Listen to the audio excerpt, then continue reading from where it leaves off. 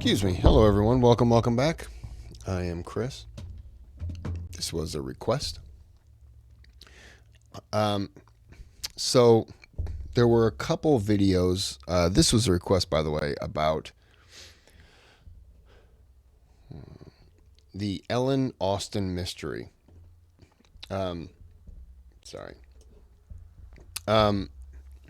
I found a couple of videos, but they were just podcasts, and I wanted something a little more interactive. So this was kind of the longest video that I found. There were 2-minute video, and then there was a podcast about 30 minutes, and I didn't want to just listen to a podcast doing this. I wanted something more interactive. So I chose this video. Excuse me. And this is Bright Side. Why does that sound familiar? I don't know. Anyways, you can click the thumbs up button for me. That helps out tremendously. You can subscribe to the channel. That also helps. Both completely free and optional. They're not, though. You got to do it. It's mandatory. And you can donate to the channel through the thanks button. If you donate and you request a video, then your name's sponsoring that video. You can still request a video like this is requested. Without the donation, you just don't get that. You get the this is a request, but you don't get that extra shout out. It's just a thank you for the request. So this is a short one. I do apologize about that, but it was the best one I could find, kind of on short notice. And by short notice, I mean I looked for about 10 minutes. All right, let's get into it. Far out in the open sea on a perfectly calm day, a dot appears on the horizon. It grows in size as it gets closer, and soon you can see it's a ship. But when you look at it through the spyglass, chills go down your spine. The vessel is in perfect condition and its cargo is on board, but it's completely devoid of people, drifting listlessly along the current. That was what the captain of the Ellen Austin saw in 1881, and what brought his crew so many sorrows. In December of the previous year, the Ellen Austin, a big 210-foot-long ship, left the port of Liverpool to make its trip to New York. The ship was carrying a load of people hoping to find a better life in the New World. Captain A.J. Griffin took the vessel due southwest for a shorter voyage, and a few weeks into 1881, they found themselves north of the Sargasso Sea, known for its lack of winds and strong circling currents. Ships that got caught in those could lose control and keep on drifting in circles until they were dragged into the center. From there, they'd be incredibly lucky to get back past the currents, but more often than not, they stayed in the desolate desert of the sea forever. Worse still, the area belonged to the notorious Bermuda Triangle, which was already known to take down ships and make them disappear without a trace. The ship's crew were nervous, afraid of being in such a dangerous area so close to a sea that could bring them to a standstill.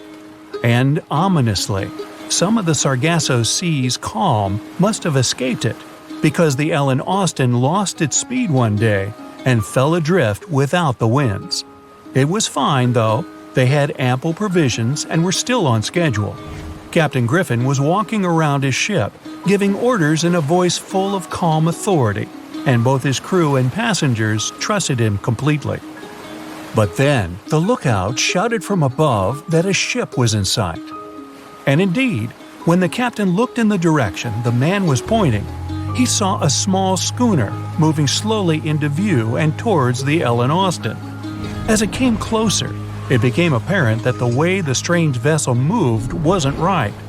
The captain frowned and examined it through his spyglass. The schooner was untouched, but eerily silent. There wasn't a single soul on board. Derelict ships weren't that rare in the Atlantic at the time, but neither were pirates. Captain Griffin decided to wait and watch. After 2 days, the schooner was as quiet as always, and Captain finally thought it was fine to move in. He took a small team of sailors and boarded the stranded ship. There was nobody there indeed, but luck seemed to be on Griffin's side. The precious cargo of mahogany wood was still in the holds. The captain returned to the Ellen Austin and ordered his select men to take the smaller ship along to New York.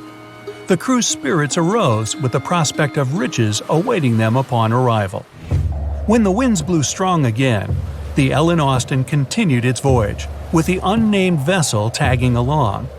But after a couple of days, the ships were caught in a powerful storm and got separated. The wind, rain, and waves beat them for several days in a row.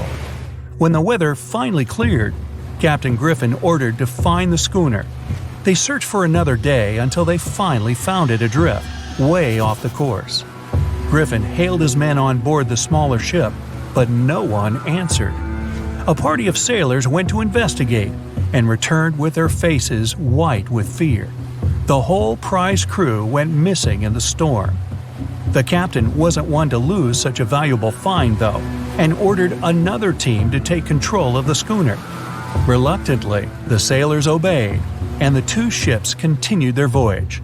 They agreed to stay as close as possible to one another and ring their bells at set intervals at night to let each other know they were fine. Several nights went all right, with bells ringing reassuringly every hour.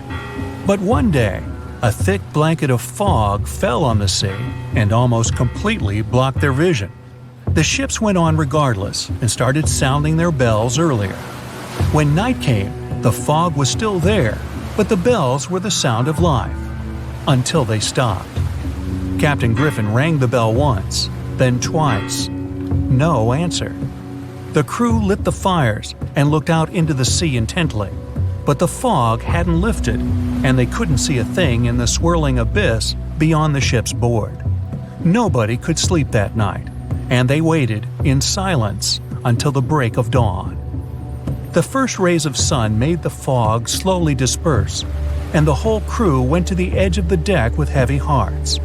There was still hope in them, until the last strands of the mist went away, revealing a vast, calm, and most importantly, empty ocean. The nameless schooner was gone, and so was the second team of the Ellen Austin sailors. The ship sailed the rest of the way to New York in grave silence. Once it arrived at the port, the passengers were only too happy to leave the vessel, and no one so much as turned their head as a goodbye. That was the ship's last voyage as the Ellen Austin. That same year, it was sold to a German shipping company and renamed Meta. No one ever found the derelict schooner or the sailors that went missing with it. And that would probably be the end of this mysterious and unresolved story, if it held at least a little bit of the truth. In reality, none of the enigmatic things in the narrative actually happened. The Ellen Austin did indeed leave Liverpool and headed southwest to New York, and its captain was really A.J. Griffin, taking people to the American continent. But from here, the story falls apart. First of all, the ship went way too far to the north to pass the Sargasso Sea so closely. There was simply no reason to make a detour so broad. Even though the westerly winds were strong, it was still faster to take them head-on than to go in a southerly direction. So the Ellen Austin was probably nowhere near the Sargasso Sea and the Bermuda Triangle. Secondly, the triangle itself has been proven time and again to be nothing but a work of fiction.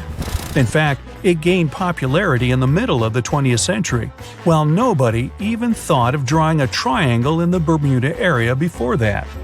The mystery was popularized by science fiction writers and became a common myth, while no serious research proved it any more dangerous than other parts of the world's ocean. So the crew of the Ellen Austin weren't even aware of the Bermuda Triangle back then, let alone afraid of it. Thirdly, the whole story was told and retold by magazines and mystery-loving personalities with ever-changing details. It first appeared in a newspaper in 1906 and already had the date wrong. The article said the voyage took place in 1891 instead of 1881. Later, the story resurfaced in 1935 on the radio with the wrong name of the captain. It was Baker, not Griffin. The date was also off, saying the trip was taken in August 1881, when the Ellen Austin was already renamed Meta.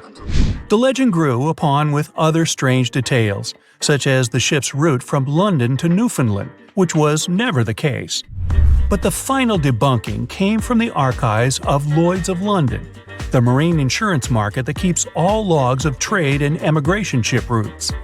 The documents there say that on February 1881, the Ellen Austin completed its cross-Atlantic voyage to New York without incident. Captain A.J. Griffin offboarded the ship with all his crew hale and hearty and declared no loss of hands during the trip. The voyage took over 2 months because the ship had to fight strong westerly winds pushing it back towards Britain. The crew reported no strange encounters on the way, and the whole thing was as boring as could be. And even the passengers must have been smiling when they stepped on the American soil at last, unaware of the phony baloney story they were about to be a part of.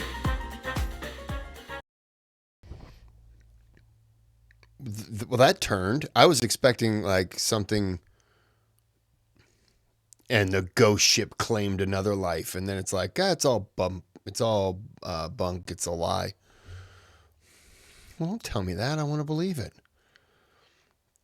I want to believe there's a ghost ship going around right now with wood in the hull. And it keeps claiming the lives of sailors. He ruined it, didn't he? 75 moon facts so wild they're out of this orbit. And they're all lies. The moon's made of cheese anyways. That's a fact. Okay? My next door neighbor, Neil Armstrong's, he went up there. Well, he was the guy they faked the moon landing with, so, and he said they couldn't land on it because it was all made of cheese. That's a fact. Or it was a dream. Either way, it's probably true. So we're going to end this here. Sorry to spoil the fun at the end on this one. I was really hoping it'd be true. Just cannibal sailors on that ship going around. They're ghost cannibal sailors. That's what they are. Going around just ravaging pirates. What? I'm just going to end this here. I got to get another drink. So, until next time, have a good day, have a good night.